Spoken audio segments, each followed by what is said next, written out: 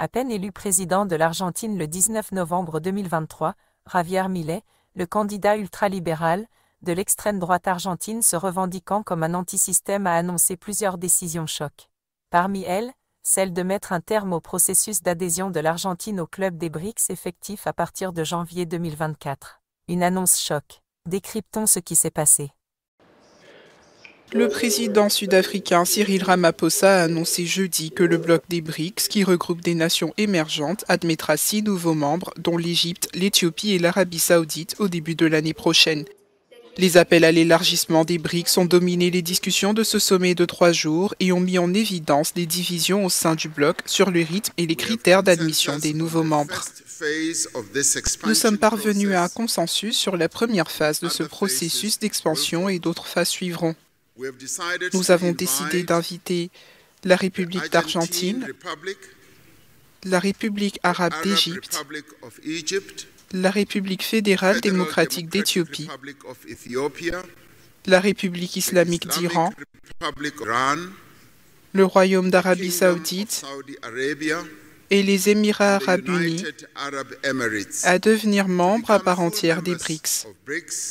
L'adhésion prendra effet à partir du 1er janvier 2024.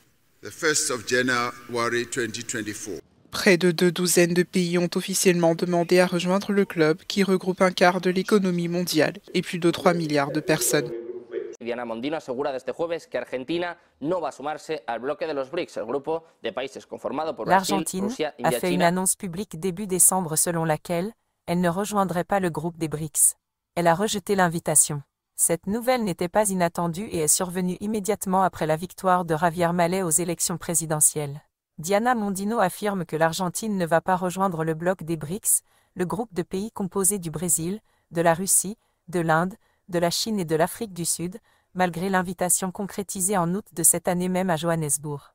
Les déclarations de l'économiste ont été faites dans le cadre de la vigoureuse conférence industrielle de l'UIA, qui se tient au centre des conventions de la ville de Buenos Aires. Elle a également fait référence à l'attente d'avancées dans l'accord entre le Mercosur et l'Union européenne, ainsi que dans la dérégulation du commerce extérieur et intérieur. Milei prévoit également de remplacer la monnaie locale, le peso, par le dollar américain. La campagne électorale avait également déclaré, entre autres choses, qu'elle allait fermer la banque centrale et qu'elle voudrait acheter du bitcoin comme réserve. Diana Mondino avait alors déclaré, dans ce cas l'agence Sputnik, que le pays ne fera pas partie du groupe BRICS. Mondino elle-même disait qu'elle ne sait pas pourquoi il y a tant d'intérêt maintenant autour des BRICS, et qu'ils n'ont ni statut ni rien d'autre. De plus, Mondino a également déclaré que le mondialisme existe et que le Parti de la Liberté avance, qu'il prendra le prochain gouvernement, et qu'il veut être dans le monde.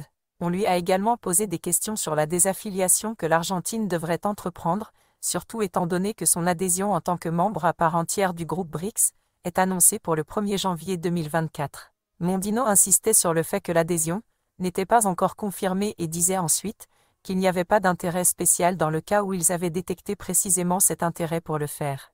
Mondino affirme qu'il n'y a rien contre les BRICS, mais qu'ils n'ont rien non plus en faveur, et qu'ils ne comprennent pas, avec les informations publiques dont ils disposent maintenant, quels seraient les avantages pour l'Argentine d'entrer dans ce bloc. Elle dit que, s'il voit ensuite certains avantages, bien sûr, il pourrait l'analyser.